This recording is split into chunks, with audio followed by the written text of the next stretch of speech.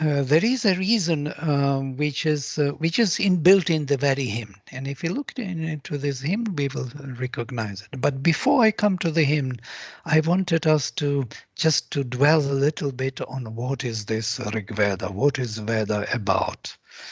And as we know, it is the oldest literature on earth, most probably. And it is from immemorial times. We do not know when and to what time it belongs, but we know that it belongs to the prehistoric times. Since the Vedas were never written down, there is a prohibition to write the Vedas down. We find this prohibition in Aitareya Brahmana, where it is said that the one who studies the Vedas, who recites, cannot write, should not write it down. There are many prohibitions, but one of them is this, that the Veda should not be written down.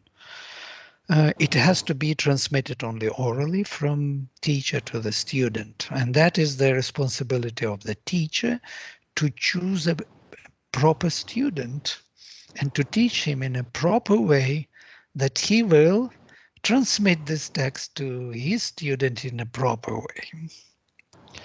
And it seems that this system worked much better than writing down, because all written texts were modified and distorted much more than the oral tradition.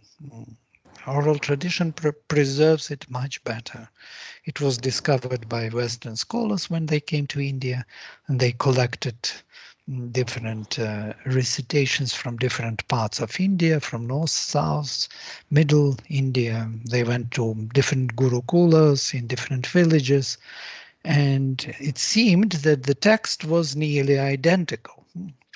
So, which was a big surprise. That's how come that wherever you collect the Rigveda would be the same text. So in different gurukulas, and I'm sure that the teachers and the students in those gurukulas didn't have time to go everywhere and to check whether they're reciting it in the same way as in other gurukulas. Because the text is so formidable, there's so much to learn by heart, that there is any time left to do anything else, I think. So if you look at the number of hymns they learn by heart, it's really unbelievable. So the very Rigveda has more than 1,000 hymns, more than 10,000 verses, which you have to learn perfectly by heart. It's unimaginable. And there are, it's only the Rigveda Samhita, and there is also the Rigvediya Brahmana, that means Aitareya Brahmana or Kaushitaki Brahmana, which has to be learned by heart at the same time. Kaushitaki or Aitareya, Aranyaka and Upanishad. So all this is constituting the canon, the text, which has to be learned by heart, perfectly by heart. And even now in India, as you know, the tradition continues, and there are gurukulas and there are still shishyas there learning by heart the text. Why do they do that? It's a tradition which is doing something very interesting in them. I'm kind of evolving in understanding of this over years, though it is not needed to preserve it by heart anymore. Yes, it's written and it will not disappear. And still they are continuing to do this. So, and I think it is imprinting into the consciousness, the text, that the text can live, can be articulated in the consciousness of humanity. And it does something it supports the humanity not to fall into the wrong path or wrong way. Yeah? Somewhere it gives it a formidable support, spiritual support. We may not believe so until we, of course, study the text. When we start learning the text, we will see that this text had to be preserved. And what Sri Aurobindo says on the Veda is quite interesting. There is a new volume came up of philological and Vedic studies of Sri Aurobindo. Yeah? And there's his writings on the Veda. That's what he writes. At the root of all that we Hindus have done, thought, and said through these many thousands of years, behind all we are and seek to be, there lies concealed the fount of our philosophies, the bedrock of our religions, the kernel of our thought, the explanation of our ethics and society, the summary of our civilization, the rivet of our nationality, a small body of speech, Veda.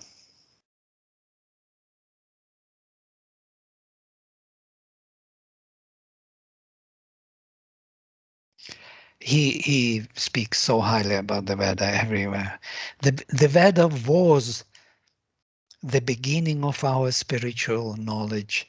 The Veda will remain its end.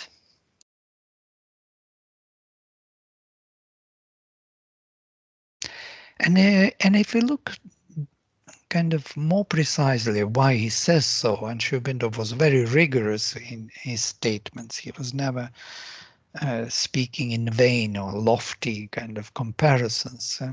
It must be so, because if we look at the very body of this text, we will see that it deals with the highest aspirations of humanity.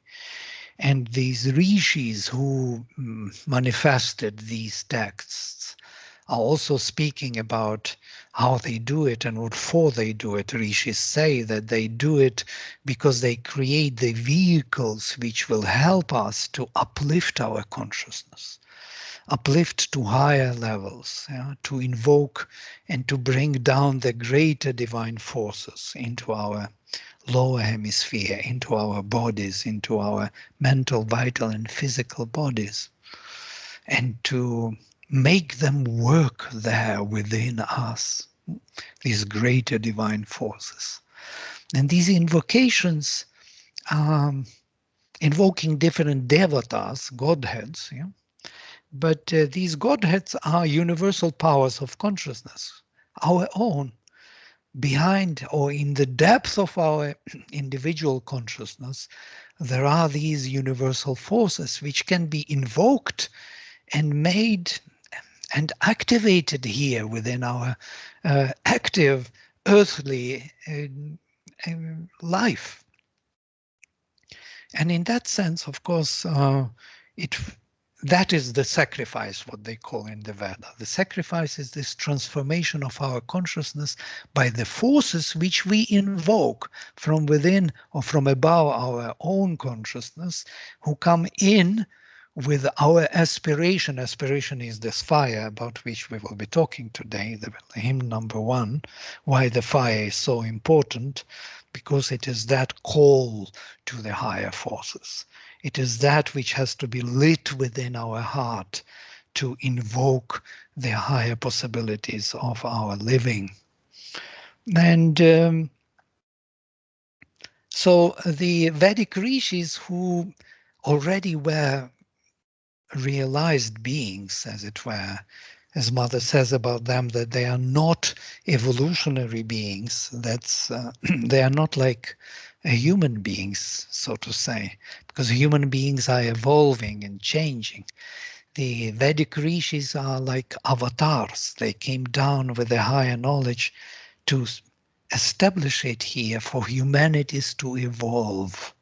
They have those kind of connections to their higher intentions of our group soul, of the humanity's intention to come down here. So if you look at the Indian tradition, maybe I will be speaking a little bit traditionalistically now, but it will help also to connect tradition to more psychological view. It is believed that we come and live here in manvantaras. It's like like reincarnation of individual soul, there is also a reincarnation of the group soul. Humanity comes here and lives a particular lifespan, which is called Manvantara. And Manvantara has 4 yugas, 4 Mahayugas, Satya Yuga, or Krita Yuga, Treta, Dvapara, and finally Kali Yuga. And these Mahayugas are divided into smaller yugas, again 4 times 4 times 4. So within each yuga there are 4 divisions. Within each division there are 4 divisions. So it's a very complex way of evolving and developing. So we start always with Satya Yuga, the whole Manvantara. And Manvantaras, by different calculations, have different time frame. Some speak about 1.5, 1.4 million years. Others speak in different numbers. But nevertheless, numbers are less important. What is important is that the group soul comes down here with an intention or vision of something to achieve. And then when that intention or that power of realization is exhausted, then there is, at the end of Kali Yuga, there is a new period of Pralaya. Pralaya is we withdraw from embodiment, so to say, as a group soul. And in that Pralaya period, we plan again a new vision of embodiment, like individual selves. And then as we are dying as individual, we are going to the psychic world, as Mother says, and there we plan a new embodiment with a new task, a new vision, what is to be achieved, which is planned on the ground of what we experienced and where we failed. And we will start failing more and more at the end of this period, because we will face more and more impossibilities of transformation. And those impossibilities are taken into account in this plan, in this vision, and we come back into a new Manvantara. So there are 14 Manvantaras within one Kalpa, according to Indian tradition, and we are now in the Vaivasvata Manvantara, and that means we are led by Vivasvat. Vivasvat is the Lord of the Sun. Yeah? And we are in the solar system. Solar system is our soul home for our humanity. If you can imagine, Earth is where we are born, but solar system is like, it's beautiful. It's like our soul home within this huge universe. Um, so when we are born here, every Manvantara starts with a new Veda. There is a new set of rishis. Why I was leading there? Because of the Veda. So the 7 rishis, Purvarishaya, first rishis, they are bringing down a new vision. What is this vision? It's that intention of the group soul. It has to stay within Manvantara. Yeah? It has to be remembered. It has to be kind of taken in by humanity, whether we understand it totally or not. Better to understand it, of course, but if we don't understand it, it's also good to keep it, and good for it to vibrate within ourselves and to form our consciousness in that way. So that's why Sri Aurobindo says Veda was our beginning of our spiritual search and our spiritual knowledge, and Veda will be its end, because within this Vedic vision there is the whole intention of a group soul to come within this Manvantara and to realize certain objectives. And these objectives are expressed in the hymns. Now, finally, I arrived through this long explanation. Makes sense? From the Vedic, from the traditional point of view. Of course, this is not the scientific point of view, because science never thought beyond 200 years, so doesn't know what, and looks at the world in a very primitive physical way. Um, so, what is this first hymn of the Rigveda then?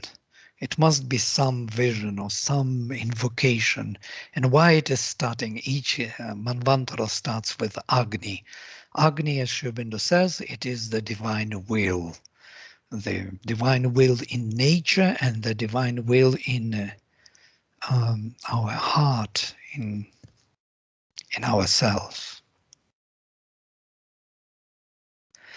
And there was an evolution from the divine will in nature to the recognition of the divine will in our heart, and we can find it in the Rigveda itself. First, the divine will, the fire, was recognized as the power of nature, which is pushing all nature forward, to evolve, to develop. We find it in every nature, in plants, in animals, in human beings. It is something which wants to reach its higher potential, and we can see it. It's that survival of the fittest, if you want. There's something which is pushing forward the whole movement of the development of our body, of its capacity, of its adjustment to the environment, and so on. And that is the fire in nature, more universal fire. And there is another fire which was discovered by Vedic Rishi. It is the flame within the heart. And Mother says that Rishis did not know about it, they discovered it. That there is a spark within us, which is also fire, but it has a totally different quality.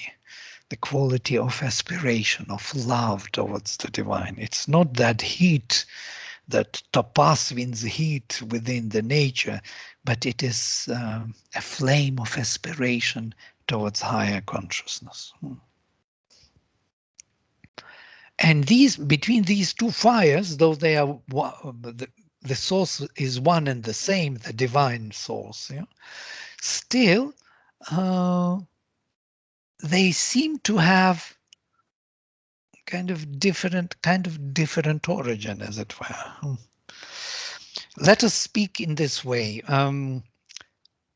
One fire which is rising from below is Agni of the Veda, or the son of Rudra or Shiva. It is his power.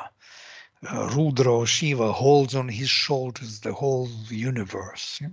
And his son, his activity is that pushing forward heat within the nature, which is changing everything and making everything evolve and grow. And the other flame within the heart, that Angushthamatra Purusha or Chaitya Purusha, Sri Aurobindo says, that psychic being, Antaryamin, the one who came down as a projection of the unborn self from above, let us say it is the Vishnu's representative. So on one side there is above, there is the sun, and there is in the depth of our being, there is another sun, as it were. There are two suns. One is involved, another is uninvolved above. And from an involved sun, there is a projection made, which is the spark within us, which becomes the flame and calls to the divine. And that is our soul embodied here. And there is another embodiment of the greater universal flame, which is working within the nature and transforming it constantly. Now, these are the two flames we have to deal with. We constitute these two movements of consciousness. You can find them in ourselves, yes? One is more of the power of Kundalini Shakti, or that which is rising from the depth of our being, from below, hidden within the formidable in conscience. Yeah? It is from the depth of that darkness arises the divine power, which makes all the difference and transforms this nature, transforms our physical, vital, and mental nature. And the other is that flame of aspiration from within the heart. And so between these two powers, that seemed to be very difficult to find the bridge, as it were. One is love for the divine from the heart, and other is the force, formidable force which is rising from below, Shiva Lingam, Kundalini Shakti, the procreation in nature, why nature is procreating, why trees are multiplying. What is this force? What is this light? What is this heat which makes everything move forward and reproduce itself and continue, to be embodied in this time and space, in this mortality, immortality within mortality, immortal among mortals. That is the flame in nature. So, and we can see the difference between these two powers in our psychology. One is more a sexual power, so the power which is procreating, which is seeking its own enjoyment in nature, notice. And the other is the flame in the heart, which seeks only the divine realization. And between them, there is, as Mother says, an abyss, as it were, an abyss. They don't come together, it seems. Just think about a complexity in which we were kind of framed. Two great powers, and both of them are flames. Both of them are Agni. Now, for you as psychologists, this would be a very rich environment, just to think of what we are dealing with. And why between these two there is no bridge? Why can't they be brought together easily? There is a reason for it. Reconciliation between Vishnu and Shiva is not happening easily. If you read Puranas, you will see that they fought for thousands of years, Vishnu and Shiva, and nobody could win. And then exhausted, they said, it's enough of this war. Let's stop it. So nobody could win because both of these powers have future. But the future is that what should have been envisioned as supramental manifestation. There they will be totally reconciled. Before that, they cannot be reconciled, it seems. Well, I'm throwing something which is very disputable, and of course, if you have some thoughts or questions, you are most welcome also.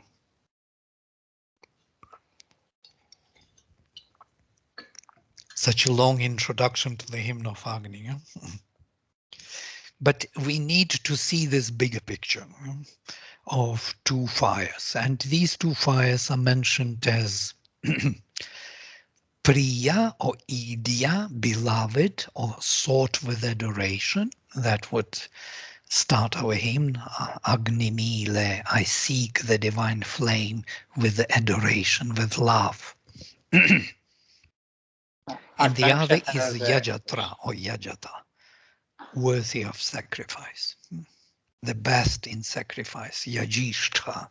So these two are always mentioned kind of together. He is either Idya or Priya, beloved, or most powerful in transformation, beloved or powerful in change. So these two are the major components of this force, of the divine will. Yes, somebody was switching on microphone. Yeah, hi.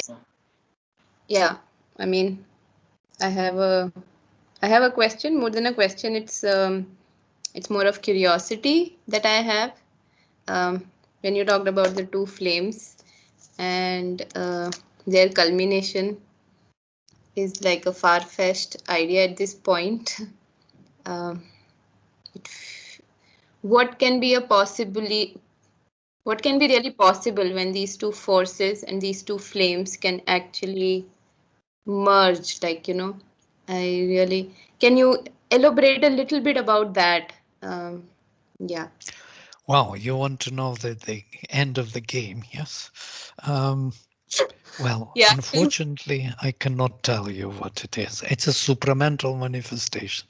If you read about what Sri Aurobindo says, how the reconciliation between these two powers will take place, it's like the uninvolved and involved divine will become one. That what we know as sun above and sun found hidden in the darkness will reveal itself in this manifestation as one sun. Yeah. Can you imagine that? That we are within the sun. We not the sun is not somewhere away from us, above or below. It is we, the whole bubble, the whole universe is within the divine. And this divine will manifest in this bubble totally. In that sense, there will be no difference between the fire rising from below and fire descending from above. There will be a reconciliation between them, between two divinities. When Shiva and Vishnu will become one deity, then there will be no more difference. And you know what Shiva says? He says that he is meditating. When Parvati asks him, "What are you meditating on?" He says, "I am meditating on Vishnu." So he is aspiring to Vishnu, and Vishnu, I am sure, is meditating upon Rudra, Shiva. Because these two forces, Indra is the representative of Vishnu in the Veda, and Agni is the son of Rudra. This Indra and Agni have to come together. And in the Rigveda, they speak about this. When the lightning from above and the flame from below, when the calling from below and the answer from above come together, that is the game. The game is to constantly call to the fresh perception of the divine into this manifestation. And this call is constantly answered until it becomes realized totally. Then there is no more difference between the call and the answer. So can you imagine there is no difference between call and the answer, and that is reconciliation between two fires, two suns. Yeah, we can't imagine. It's a supramental manifestation. It's a totality. It's totality. It's a unity with in diversity everywhere. All the diversity is maintained, and the unity is realized. This is the ideal. We are reaching too far, but this is the vision of the group soul. It is the spiritual vision of what we are here to do. It's the grand vision, the biggest we can imagine. Yeah? Beyond this, we can't go. Yeah? Though somebody asked Sri Aurobindo about that, will this be the end of our journey, of our evolution, if we reach to the supramental? And supramental will be realized. Will this be the end of evolution, of our spiritual evolution? He says, no. There is always something to learn from the infinity. There will be an evolution from light to greater light. This is so beautiful. Not from darkness to light, but from light to greater light. It's an infinite evolution of consciousness. There is always something to learn in infinity. But it will change its character.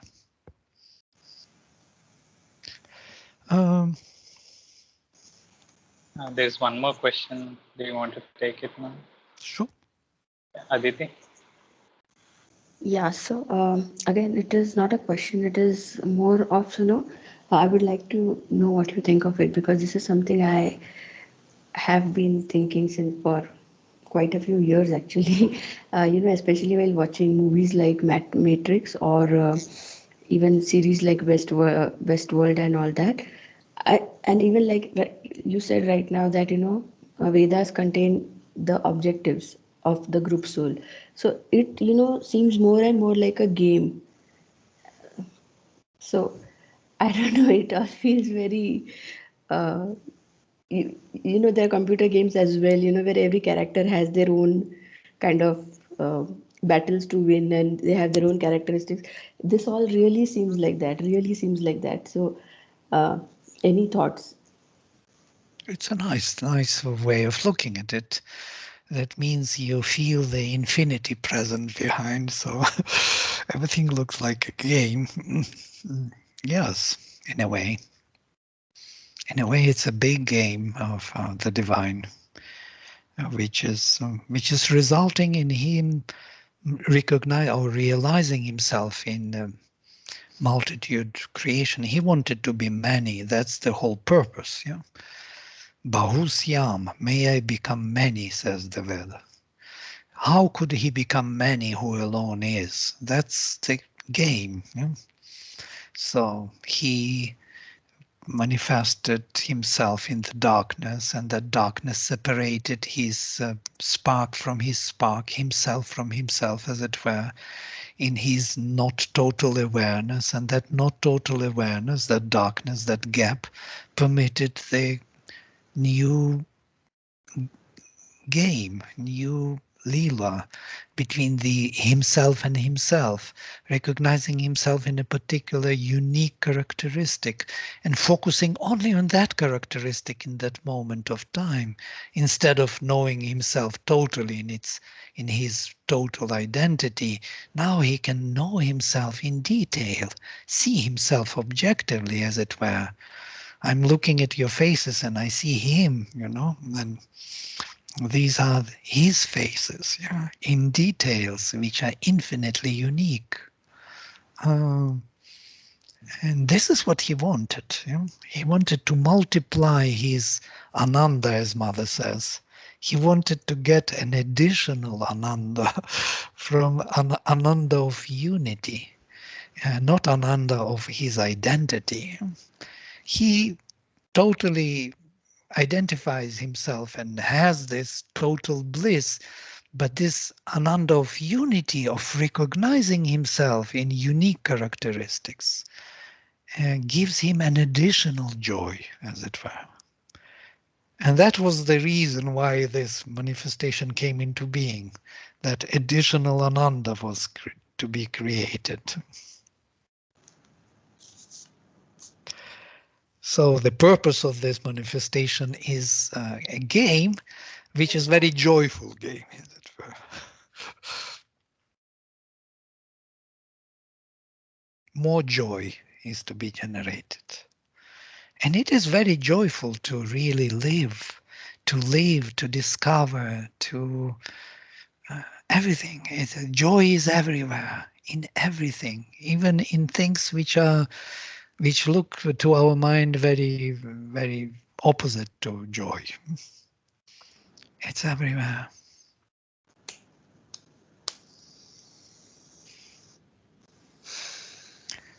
Right. Okay. So if then I will come to, I do not know. Of course, there are no answers to these questions. It's a way of speaking which makes our mind, this mind, which is born in this time and space, yeah, with this language, to have some approach to those matters which are far beyond the mind. So I will open the hymn, if you don't mind, hymn number 1, and we will look into this. How do I do this? I do this, there is a button here somewhere. Here. Yeah.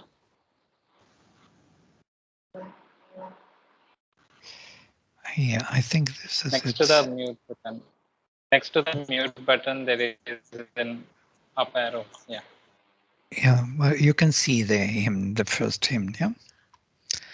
Yes. So, great. If we look at this hymn, we can see Yeah, Rigveda Samhita, Prathama Mandalam. And we can see immediately here Rishi Madhuchanda Vaishvamitra. This is the grandson of Vishvamitra. It is his first hymns of the Rigveda. Chandah Gayatri and Devata Agni. So we have on the left Rishi, on the right Devata, and in the middle the meter. These are the three major components of each hymn. In what meter it is composed, by who is the Rishi, who speaks the word, and what Devata, what power of consciousness is invoked. These are three major characteristics of each hymn. Everywhere you will find these three. Who speaks the word, what power is activated, and by what meter. Meter is also very important. We can speak on the meters a bit also, and on the rishis. Who are these rishis? And in the Rigveda, you find that rishis are not necessarily only kind of seers or human beings, as it were. Though they are involutionary beings like avatars, they come down with full awareness of their origin, they come down with this knowledge, but they take a human body to be born. And they have to take a human body because only then this realization of this intention can take place. Only in a human body, only embodied on earth, it seems earth plays a very special role. And the quintessence of earth, as it is said in Chandogya, is Agni. Agni is the essence of earth. That very Agni, that very power which pushes all evolution forward. And as Mother says, only on earth we can evolve. Evolution takes place only on earth. There are many other planets or many other worlds, but they are not evolutionary worlds. They are typal worlds. There are many creatures there, but they are not evolving, not changing. As they came from that spiritual world, thus they stay. They can interact, they can even fight, they can do many things, but they do not change. It is only on earth. And if these great beings, as Mother says, even great gods want to change, they have to come down into the physical body on earth to make some changes in their consciousness. So earth plays a very special role, and it is here on earth that the transformation, the growth of consciousness is taking place. We are very privileged to be born on earth because of that. Yeah? Because we can change. It is only in the physical body that the change can take place. When we leave our physical body, we cannot change. There is no more evolution possible. We have to come back and take physical body and make again changes. And then again and again.